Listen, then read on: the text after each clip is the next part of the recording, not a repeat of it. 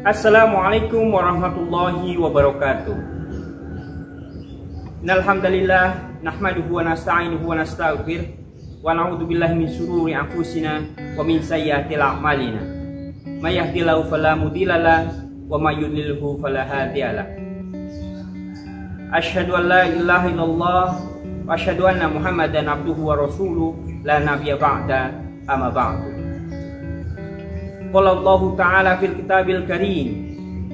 A'udzu billahi minasyaitonir rajim. Bismillahirrahmanirrahim. Walladzina amanu wa 'amilus solihati ulaika ashabul jannah hum fiha khalidun. Al-ayat. Puja serta puji syukur kehadirat Allah Subhanahu wa taala, Tuhan semesta alam yang telah memberikan beribu-ribu banyak kenikmatan kepada kita semuanya, baik kenikmatan iman, Islam, dan ihsan, dan beribu-ribu banyak kenikmatan lain yang tidak mungkin kita hitung dengan apapun jua. Meskipun kita gunakan pohon sebagai pena, sedangkan lautan sebagai tinta untuk menghitung nikmat Allah Subhanahu wa taala yang telah diberikan kepada kita, niscaya tidak akan sanggup untuk kita hitung dengan apapun juga. Selawat serta salam marilah kita senandungkan kepada junjungan kita Nabi Agung Muhammad Sallallahu Alaihi Wasallam yang telah membawa risalah Islam, yang telah membawa kita dari zaman kegelapan menuju zaman terang benderang Islam seperti saat ini. Saya akan mulai dari filosofi sebuah harga botol. Jikalau sebuah botol kita isi dengan air mineral atau air putih, maka harganya akan 3.000 atau bahkan 5.000 rupiah.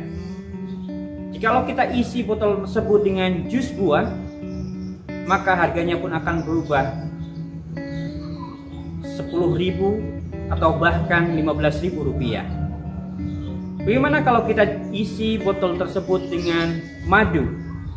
Madu dari Indonesia ataupun dari Yaman ataupun dari mana saja, maka harganya pun akan berubah, yakni ratusan ribu rupiah. Kemudian kita isi botol tersebut dengan minyak wangi, misalkan, maka harganya pun akan melambung tinggi, yakni jutaan rupiah.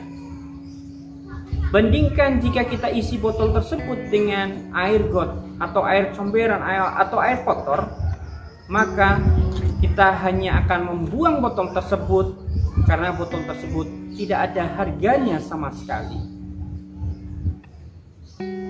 Botol yang sama tetapi memiliki harga yang berbeda karena apa yang ada di dalamnya memiliki harga dan nilai yang berbeda. Begitupun kita, benda yang sama memiliki perlakuan dan penghargaan yang berbeda.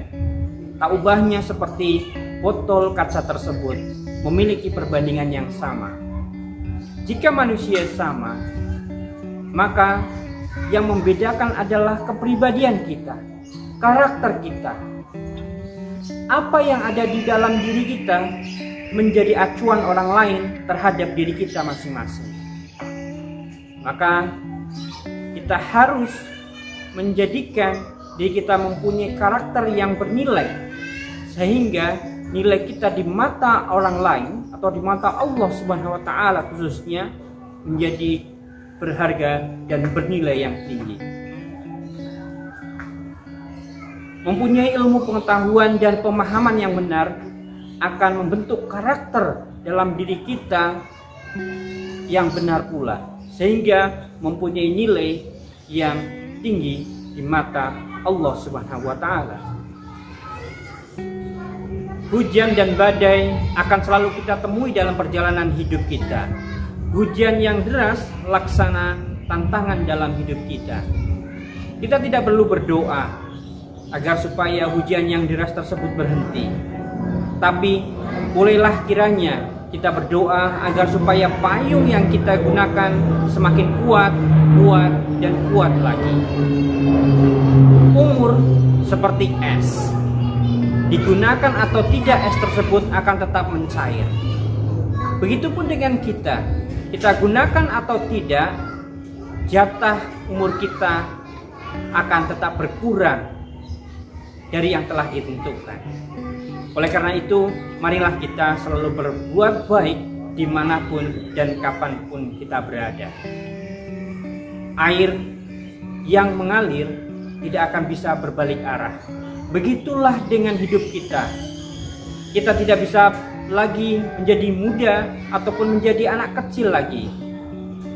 Kita akan menjadi semakin tua, sakit, dan mati.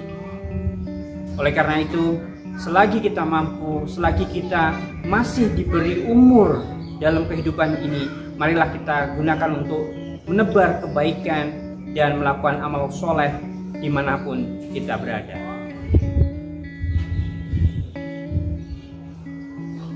Jadilah seseorang yang menebar manfaat dimanapun dan kapanpun kita berada, menebar kebaikan dan melakukan amal soleh. Bagi mereka adalah sebaik-baik makhluk, sebaik-baik manusia di sisi Allah Subhanahu wa taala, dan balasannya adalah surga yang indah dan nyata. Sebagaimana firman Allah dalam surat Al-Bayyinah ayat 7 sampai 8. A'udzu billahi minasyaitonir rajim. Bismillahirrahmanirrahim. Innal ladzina amanu wa 'amilus shalihati ulaika hum khairul bariyah. Jazaohum inda rabbihim jannatu 'adnin tajri min tahtihal anharu khalidina fiha abada. Radhiyallahu anhum wa radu an. Dzalika liman khasyiya rabbah. Innal ladzina amanu wa 'amilus shalihati ulaika hum khairul bariyah. Sesungguhnya orang-orang yang beriman dan beramal soleh, mereka adalah orang-orang yang terbaik. Mereka adalah sebaik-baik makhluk di sisi Allah Subhanahu wa taala. Jazaohum inda rabbihim jannatu 'adnin tajri min tahtihal anharu khalidina fiha abada. Balasan bagi mereka di sisi Allah adalah surga adn yang di bawahnya mengalir sungai-sungai yang indah, dan khalidina fiha abada, dan mereka kekal di dalamnya. Radhiyallahu anhum wa radu an, dan Allah ridho terhadap mereka dan mereka pun ridho terhadapnya.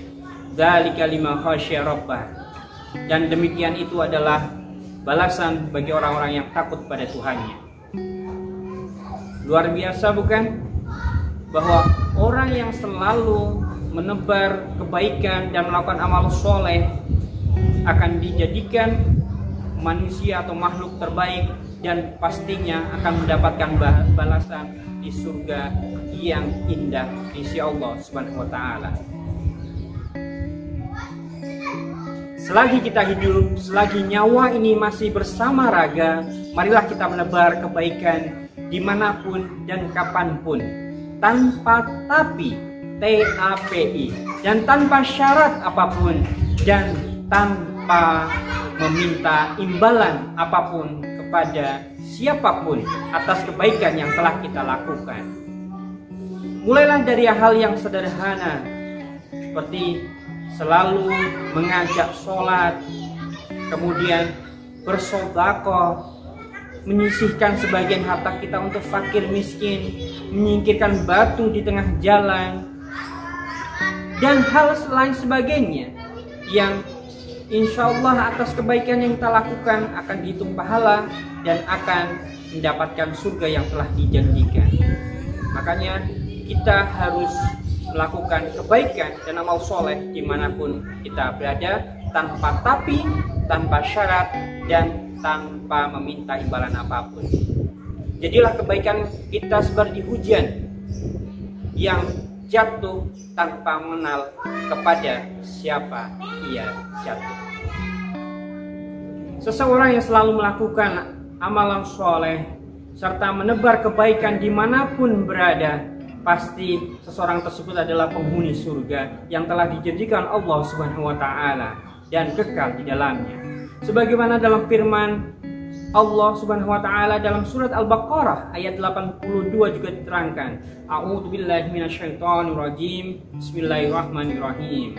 Walladzina amanu wa 'amilus shalihati ulaika ashabul jannah hum fiha khalidun.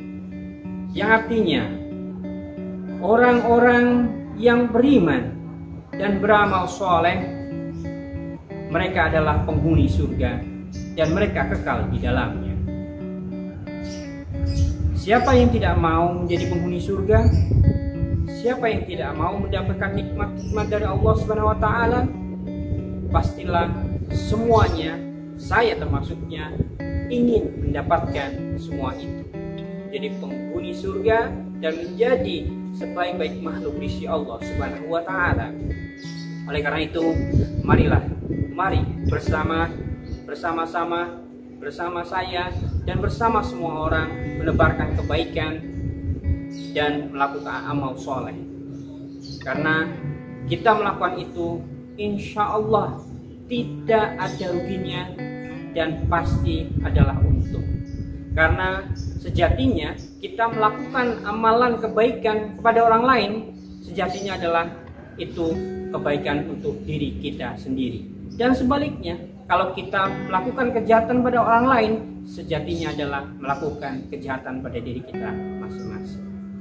Oleh karena itu, mari kita menebarkan manfaat, menebarkan kebaikan, dan menebarkan amal soleh untuk diri kita masing-masing dan untuk orang lain.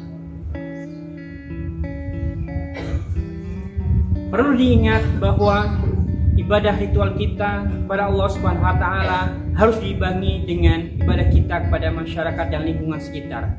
Jangan hanya ibadah vertikal kepada Allah Subhanahu wa taala, tapi juga harus diimbangi dengan ibadah horizontal.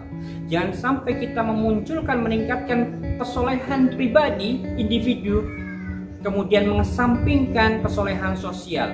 Harus dua-duanya beriringan bersama-sama, kesolehan individu dan kesolehan sosial kepada masyarakat dan lingkungan sekitar. Itu penting sekali, harus diimbangi. Dan kita harus melakukan kebaikan dan amal soleh sekecil apapun. Jangan sampai kita menyepelekan kebaikan sekecil apapun, karena kita tidak tahu kebaikan mana, amal soleh mana yang diterima di sisi Allah Subhanahu wa taala. Bisa jadi ketika kita sedang tertidur lelap, pintu surga sedang diketuk oleh ribuan orang untuk kita. Dari seorang fakir yang kita tolong, dari seorang miskin yang kita bantu, dari orang kesusahan yang kita membantunya, dari orang yang ketika kita bertemu kita tersenyum, dan ribuan orang lainnya yang kita bantu. Oleh karena itu, kita haruslah selalu menjaga untuk melakukan kebaikan kepada siapapun, tanpa tapi, tanpa syarat, dan tanpa mengharap imbalan apapun, sekecil apapun. Dan yang terakhir adalah kita harus mempunyai amalan atau ibadah yang spesial yang hanya kita dan Allah saja yang tahu. Amalan itu haruslah sesuai dengan syariat. Boleh jadi sholat berjamaah terus menerus, bisa jadi sholat tepat waktu, bisa jadi sholat duha rutin, bisa jadi sholat tahajud, bisa jadi puasa Senin Kamis dan sebagainya. Pilihlah amal ibadah yang Anda lakukan terus menerus, yang kita lakukan terus menerus, dan hanya kita dan Allah saja yang tahu. Mudah-mudahan itu bisa menjadi pemberat kita untuk tetap di surganya Allah Subhanahu wa taala. Oleh karena itu, marilah kita mempunyai amalan khusus, amalan spesial yang nanti kita akan dianggap spesial oleh Allah Subhanahu wa taala. Insyaallah semuanya mau dan mampu untuk melakukannya itu. Sebagai penutup, marilah kita melakukan kebaikan dan menebarkan manfaat pada siapapun, tanpa tapi, tanpa syarat, dan tanpa imbalan. Jadilah kebaikan seperti hujan yang tidak mengenal pada siapa ia jatuh. Jangan remehkan kebaikan sekecil apapun, karena kita tidak tahu kebaikan mana yang diterima di sisi Allah Subhanahu wa taala. Nasrun minallahi wa fathul qarib. Wabasyiril mu'minin. Wassalamualaikum warahmatullahi wabarakatuh.